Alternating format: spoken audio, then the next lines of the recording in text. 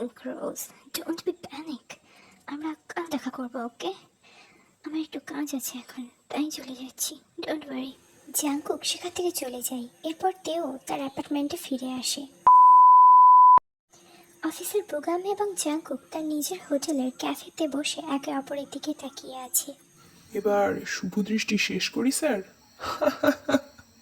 বুগামের এমন কথায় জাংকুক একটু ভরকে যায়। লোকটা তো এতক্ষণ তার জিজ্ঞাসু চোখ দিয়ে তার দিকে তাকিয়ে পর্যবেক্ষণ করছিল ভীষণ সিরিয়াস মুডে। সব হঠাৎ বদলে গেল। কি বলছেন অফিসার? হ্যাঁ, তো যেটা বলতে আপনার সাথে সাক্ষাৎ, ইয়ং বিজনেসম্যান হিসেবে আপনার খ্যাত, বাবা, বলতেই হয় বেশ ভালোই বড় সাম্রাজ্য গড়েছেন দেখছি। হ্যাঁ, এই হোটেলই আমার সব অফিসার। আর এখানে কেউ আঘাত হানলে আমার যে কতটা ব্যথা লাগতে পারে তা তো আপনি বুঝতেই পারছেন। হ্যাঁ, সবই তো নিজের চোখে দেখছি। আপনার এত বড় লসের ছাপ আপনার চোখে মুখে তো স্পষ্ট। হোটেলের গ্রাউন্ড ফ্লোর এবং কাউন্টার, রেস্টরুম এবং বড় বারান্দা সহ সব কিছুই কালকের লাগা আগুনে পুড়ে বিভৎস কালো হয়ে আছে। কালকের রাতটা আর একজনের জন্য খুব খারাপ ছিল। মানে, কার কথা বলছেন আপনি? ও আপনি চিনবেন না, একটা সামুদ্রিক সিগালের কথা বলছি। সাথে সাথে জাঙ্কুকের চোয়াল শক্ত হয়ে এলো। সে জানে বুগাম তাকেই টিজ করে কথাগুলো বলছে। আচ্ছা, কারোর কোনো ক্ষতি হয়নি তো হোটেলে? আমি এই সিসিটিভিটা নিয়ে যাচ্ছি, কোনো ক্লু পেলে আমি আপনাকে অবশ্যই জানাবো। ধন্যবাদ স্যার। বুগাম চলে যেতেই জাঙ্কুক সেখানে আর এক মুহূর্ত না দাঁড়িয়ে সোজা নিজের মেনশনে চলে আসে। এসেই সামনে থাকা দু চারটে কাচের টেবিলে শোপিসে লাথি মেরে গুড়িয়ে ভেঙে ফেলে। সোফায় গা এলিয়ে ভাবতে থাকে কালকে রাত্রির ঘটনা। হোটেলে আগুন লাগানোর প্ল্যানটা অবশ্য তার নিজেরই। ইয়নহো, ইয়েস ইয়েস বস। যেখান থেকে পারো 24 ঘন্টার মধ্যে 300 মেয়ে তুলে আনো। কালকেই তাদের ইউরোপে পাঠাবো। আমি এখনই ডিল ফাইনাল করছি। শিওর বস, হয়ে যাবে। আর হ্যাঁ, স্কুল গোয়িং গার্লের দিকে বেশি ফোকাস করবে। কচি মেয়ে অনেক সুস্বাদু হয়, তাদের দিয়ে চড়া দাম পাবো। এরপর জাঙ্কুক তার কেমিক্যাল ল্যাবে চলে আসে। সব রকম কেমিক্যালের স্টক আছে নিশ্চয়ই অ্যাভেলেবেল? হ্যাঁ বস, আছে। আপনার নিউলি লঞ্চ কেমিক্যালটা কত বোতল হবে বস? 2000 বোতল করো, আর কালকের মধ্যে রেডি রাখো। মিস্টার জোসেফ, খুব বাধ্য হয়ে আপনাকে কল করছি। আরে কেন সিগাল, কোনো সমস্যা?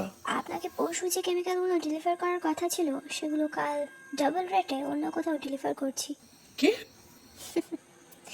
বুঝতেই পারছেন, যেখানে বেশি টাকা সেখানেই বেশি প্রায়োরিটি দিতে হয়।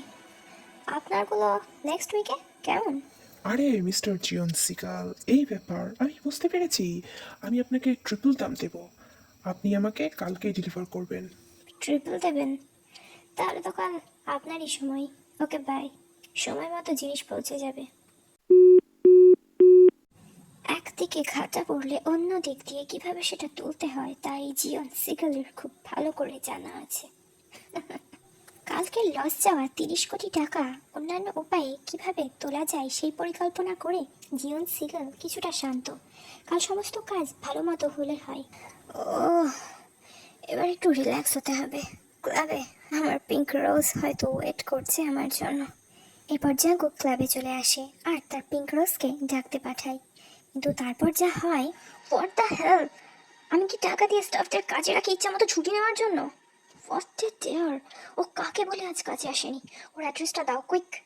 তার সামনে মাথা নিচু করে দাঁড়িয়ে থাকা স্টাফটা কোনো রকমে সম্মতি জানিয়ে তের অ্যাড্রেস আনতে চলে যায়।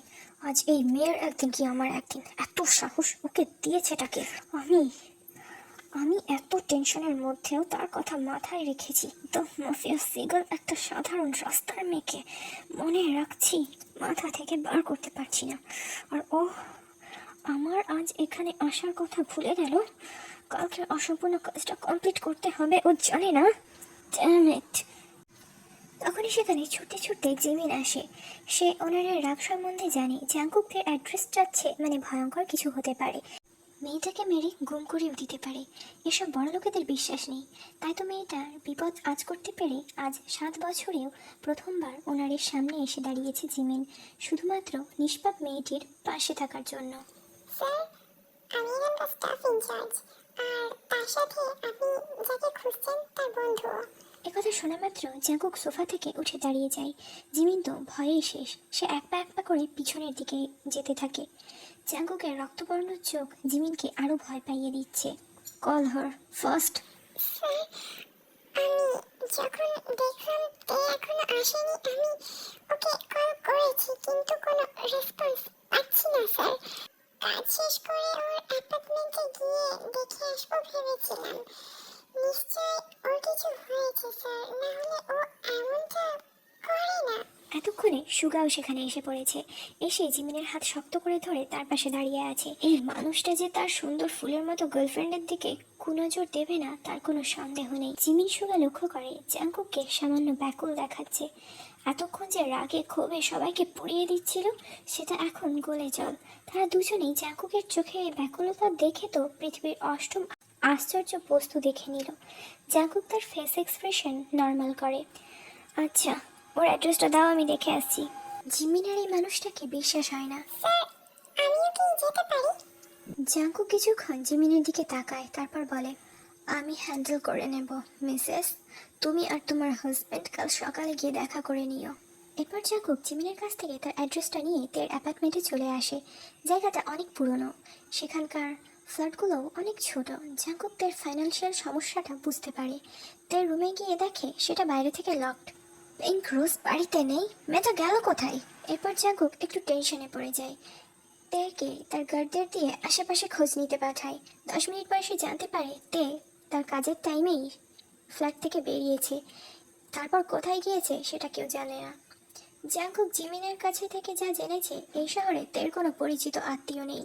তাহলে তার শিকারি মাথায় হঠাৎ একটা কথা চলে আসে। সে তৎক্ষণাৎ ইয়োনোকে কল করে।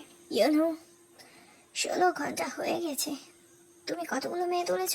বস, আমি 200 তুলে ফেলেছি প্রায় বস। আর 100 মতো হলেই আই প্রমিস বস, সময়ের আগেই কাজ শেষ হয়ে যাবে। আচ্ছা, কোথায় রেখেছো তাদের? বলো, আমি সেখানে আসছি। তারা কখনোই একটা নির্দিষ্ট লোকেশন ব্যবহার করে না। এরপর জাঙ্কুক ইয়োনোর বলা জায়গায় চলে আসে যেখানে মেয়েগুলোকে রাখা হয়েছে। আসা মাত্রই জাঙ্কুক সে মেয়েগুলোর মধ্যে দেখে হন্য হয়ে ভেড়ার ঘরে বাঘ ঢোকার মতো জাঙ্কুককে দেখে মেয়েগুলো এদিকে ওদিকে পালাতে শুরু করে। জাঙ্কুকের ধারণাই ঠিক। গোডাউনের এক কোণে অনুভূতিশূন্য চেহারা নিয়ে বসে আছে তার পিঙ্ক রোজ। জাঙ্কুক সোজা তার পিঙ্ক রোজের কাছে গিয়ে তার হাত ধরে টেনে তোলে। আমার মরুভূমির সতেজ ফুল এখন থেকে একান্তই আমার সামনে ফুটবে। চেহারা ঢেকে রাখার কারণে তে জাঙ্কুকের মুখটা দেখতে পায় না। অবশ্যই সে দেখার চেষ্টাও করে না। পিঙ্ক রোজ, তোমাকে এদের মধ্যে কে তুলেছে বলতে পারো? তেই জাঙ্কুকের করা এই সম্বোধনে তার দিকে ঘুরে তাকায়। হ্যাঁ, এটা তো সেই মানুষটা, একদিনের পরিচয়। তে খানিকটা আহ্লাদি হয়ে যে লোকটা তুলে এনেছে তার দিকে পয়েন্ট করে বলে, আমি যখন কাজের জন্য বার হয়েছি, ট্যাক্সির জন্য ওয়েট করছিলাম, ওই লোকটা আমাকে তুলে এনেছে। জাঙ্কুক সাথে সাথে তার মাফিয়া ওয়ার্কারটাকে শুট করে দেয়। সেখানে থাকা প্রত্যেকে ভয় চিৎকার দিয়ে ওঠে। আর তে, সে তো জাঙ্কুকের শার্ট খামচে ধরে পেছনে লুকিয়ে রয়েছে, যেন এই মানুষটা তার জন্য কতই না সেফ। জাঙ্কুক তেকে নিয়ে তার মেনশনে চলে আসে। পিঙ্ক রোজ, তোমার হাতে তৈরি কিছু খেতে ইচ্ছে করছে সোনা, খাবার বানাতে পারো? হ্যাঁ পারি, কি খাবেন বলুন? তুমি চা বানাবে? কত বছর হয়েছে বাড়ির রান্না খায় না, কুককে দিয়ে কি আর স্নেহ ভালোবাসার খাবার তৈরি করা হয়? এই জাঙ্কুকের একাকিত্ব সম্বন্ধে ধারণা করতে পারে এবং তার জন্য কিছু খাবার বানায়। জানি পার্টটা ভীষণ ছোট হয়েছে, তার জন্য আমি খুব দুঃখিত। আসলে বৈবাহিক জীবনে সংসারের কাজের চাপে আমি ইউটিউবে তেমন সময় দিতে পারি না, আমার একটু সময়ের প্রয়োজন। আশা করি তোমরা সকলেই আমার সমস্যাটা বুঝবে।